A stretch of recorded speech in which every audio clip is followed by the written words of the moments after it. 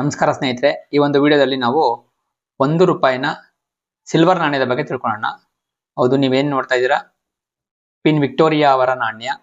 ಇದು 1840ರಲ್ಲಿ 1 ರೂಪಾಯಿನ ಬೆಳ್ಳಿ ನಾಣ್ಯದಲ್ಲಿ ಬಿಡುಗಡೆಯಾಗಿರುವಂಥದ್ದು. ಹೌದು, ಸಾರ್ವಜನಿಕವಾಗಿಯೇ ಈ ನಾಣ್ಯ ಚಲಾವಣೆಯಲ್ಲಿತ್ತು. ನೀವು ನೋಡ್ತಾ ಇರುವಂಥದ್ದು ನ್ಯಾಚುರಲ್ ಲಸ್ಟರ್ನ ನಾಣ್ಯ. ಇದು ಯಾವುದೇ ರೀತಿಯ ಪಾಲಿಶ್ ಆಗಿಲ್ಲ. ಸೊ ಈ ತರದ ನಾಣ್ಯಗಳಿಗೆ ಹೆಚ್ಚಿನ ಬೇಡಿಕೆ ಇರುವಂಥದ್ದು ನ್ಯಾಚುರಲ್ ಲಸ್ಟರ್ನ ನಾಣ್ಯಗಳಿಗೆ. ನಾನು ನಿಮ್ಗೆ ಮತ್ತು ಕೆಲವು ನಾಣ್ಯಗಳು ತೋರಿಸ್ತೇನೆ ನೋಡಿ. ಇವು ಯೂಸ್ಡ್ ನಾಣ್ಯಗಳು. ಇವು ಕೂಡ 1 ರೂಪಾಯಿನ 1840ರ ನಾಣ್ಯಗಳಿದ್ದೇನೆ ನೋಡಿ. ಯೂಸ್ಡ್ ನಾಣ್ಯಗಳು ಇವು ಕೂಡ ಸಿಲ್ವರ್ ನಾಣ್ಯಗಳಿದ್ದೇನೆ, ಯಾವುದೇ ರೀತಿಯ ಫೇಕ್ ಅಲ್ಲ. ಆದರೆ ಹೆಚ್ಚು ಬಳಕೆ ಆಗಿರುವಂತಹ ನಾಣ್ಯಗಳು, ಹೆಚ್ಚೆಚ್ಚು ಬಳಕೆ ಆಗಿರುವಂತಹ ನಾಣ್ಯಗಳು. ಸೊ ಈಗ ಈ ನಾಣ್ಯಗಳ ಪಕ್ಕಕ್ಕಿಟ್ಟು ಈ ಒಂದು ನಾಣ್ಯದ ವಿಶೇಷತೆಯನ್ನು ನಾನು ನಿಮ್ಗೆ ತಿಳಿಸ್ಕೊಂಡು ಕೊಡ್ತೇನೆ.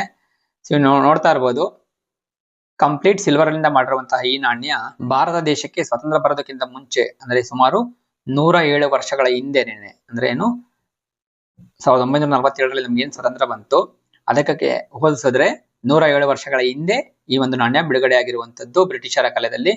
ನೋಡ್ತಾ ಇರ್ಬೋದು, ಹಿಂದೆ ಕ್ವೀನ್ ವಿಕ್ಟೋರಿಯಾ ಅವರ ಚಿತ್ರ ಇರುವಂತದ್ದು.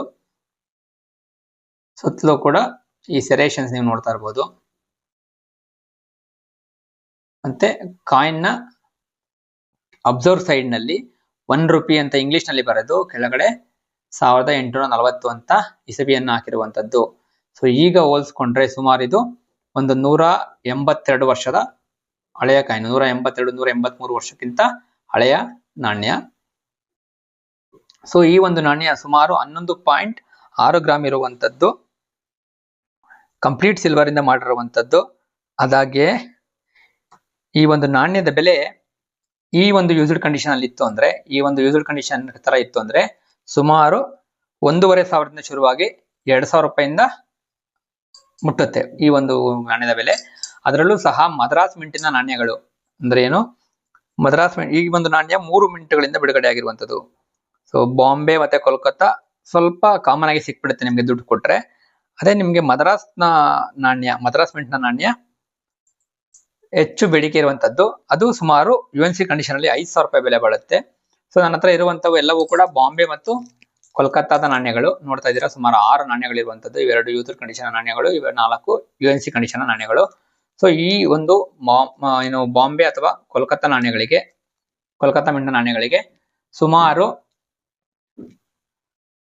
1,800-1,700 ರೂಪಾಯಿಂದ ಶುರುವಾಗಿ UNC ಕಂಡೀಷನ್ ನಲ್ಲಿ ಇದು 3,500 ರೂಪಾಯಿವರೆಗೂ ಬೆಲೆ ಇರುವಂತ. ನಿಮ್ಗೆ ಗೊತ್ತು, ಬೆಳ್ಳಿ ನಾಣ್ಯಗಳ ಬೆಲೆ ದಿನೇ ದಿನೇ ಹೆಚ್ಚಾಗ್ತಾ ಇದೆ. ಸೊ ಆ ಒಂದು ಕಾರಣಕ್ಕೆ ನಾನು ಈ ನಾಣ್ಯಗಳನ್ನ ಸಂಗ್ರಹ ಮಾಡಿ ಇಟ್ಕೊಂಡಿರುವಂತದ್ದು. ನಾನು ತಗೊಂಡಾಗ ಒಂದು ನಾಣ್ಯಗಳಿಗೆ 1,500 ರೂಪಾಯಿ ಅಷ್ಟು ಕೊಟ್ಟಿದ್ದೆ. ಇವತ್ತು ಇದ್ರ ಬೆಲೆ ಡಬಲ್ ಆಗಿರುವಂತದ್ದು. ಸೊ ಒಳ್ಳೆ ಇನ್ವೆಸ್ಟ್ಮೆಂಟ್ ಅಂತ ಅನ್ಕೊಳ್ಳಿ. ಸೊ ಈ ರೀತಿ ನೀವು ಕೂಡ ಹೆಚ್ಚೆಚ್ಚು ನಾಣ್ಯಗಳನ್ನ, ಸಿಲ್ವರ್ ನಾಣ್ಯಗಳನ್ನ ಖರೀದಿ ಮಾಡಬೇಕು. ಎಲ್ಲಿ ಖರೀದಿ ಮಾಡಬೇಕು ಅಂತಂದ್ರೆ ದಯವಿಟ್ಟು ಕಾಯಿನ್ ಎಕ್ಸಿಬಿಷನ್ ಗಳಿಗೆ ವಿಸಿಟ್ ಮಾಡಿ. ಸೊ ನೆಕ್ಸ್ಟ್ ಫೆಬ್ರವರಿ 2026ರಲ್ಲಿ ಬೆಂಗಳೂರಲ್ಲಿ ನಡೆಯುತ್ತೆ. ಅಡ್ರೆಸ್ ನಾನು ನಿಮ್ಗಾಗಲೇ ನನ್ನ ಹಿಂದಿನ ವಿಡಿಯೋಗಳಲ್ಲಿ ಹೇಳಿದ್ದೀನಿ, ಸವಿಸ್ತಾರವಾಗಿ ಹೇಳಿದ್ದೀನಿ ಎಲ್ಲಿ ಕಾಯಿನ್ ಎಕ್ಸಿಬಿಷನ್ ನಡೆಯುತ್ತೆ, ಯಾವಾಗ ನಡೆಯುತ್ತೆ. ಸೊ ನನ್ನ ಚಾನಲ್ ನೀವು ಹೋಗಿ ನೋಡಿದ್ರೆ ಗೊತ್ತಾಗುತ್ತೆ. ಅಲ್ಲಿ ನೀವು ಈ ತರದ ಅಫಿಷಿಯಲ್ ಡೀಲರ್ಸ್ ಗಳಿಂದ 100% ನಿಜವಾದಂತಹ ಬೆಳ್ಳಿ ನಾಣ್ಯಗಳನ್ನ ಖರೀದಿ ಮಾಡಬಹುದು. ಸೊ ಅದನ್ನು ಹೊರತುಪಡಿಸಿ ನೀವು ಆನ್ಲೈನ್ ನ ಕೆಲವೊಂದು ಆಕ್ಷನ್ಗಳಲ್ಲಿ ಕೂಡ ಖರೀದಿ ಮಾಡಬಹುದು. ಬಟ್ ನಾನು ನಿಮ್ಗೆ ಅದನ್ನ ಸಜೆಸ್ಟ್ ಮಾಡೋದಿಲ್ಲ, ಸೇಫ್ ಇರೋದಿಲ್ಲ ಅನ್ನೋ ಒಂದು ಕಾರಣಕ್ಕೆ. ಸೊ ಅದನ್ನ ಹೊರತುಪಡಿಸಿದ್ರೆ ಈ ಸಿಲ್ವರ್ ನಾಣ್ಯಗಳು ಸುಮಾರು ಈ ಒಂದು ಕಂಡೀಷನ್ ಅಲ್ಲಿ ನಾನು ನಿಮ್ಗೆ ಆಗ್ಲೇ ಹೇಳ್ದಂಗೆ ಯೂಸ್ಡ್ ಕಂಡೀಷನ್ ಅಲ್ಲಿ 1,500 ರೂಪಾಯಿಂದ ಶುರುವಾದ್ರೆ UNC ಕಂಡೀಷನ್ ಅಲ್ಲಿ 3,000 ರೂಪಾಯಿಂದಾನೇ ಇದ್ರ ಬೆಲೆ ಶುರುವಾಗುತ್ತೆ. ನಾನು ನಿಮಗೆ ಪ್ರೂಫ್ ಕೂಡ ತೋರಿಸ್ತೀನಿ. ನೀವು ನೋಡ್ತಾ ಇದ್ದೀರಾ, ಅದೇ 1 ರೂಪಾಯಿನ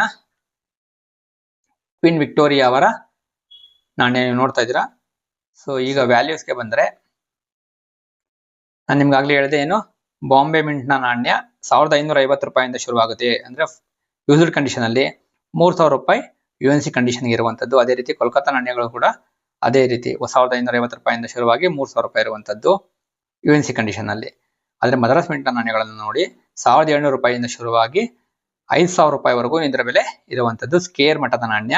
ಸೊ ಅಷ್ಟು ಈಸಿಯಾಗಿ ಸಿಗೋದಿಲ್ಲ. ಕಾಯಿನ್ ಎಲ್ಲ ಡೀಟೇಲ್ಸ್ ಇದರಲ್ಲಿ ಕೊಟ್ಟಿದ್ದಾರೆ. ನಾನು ನಿಮ್ಗಾಗ್ಲೇ ಹೇಳಿದೆ 11.6 ಗ್ರಾಮ್ ನ ಸಿಲ್ವರ್ ನಾಣ್ಯ ಅಂತ ನೋಡಬಹುದು.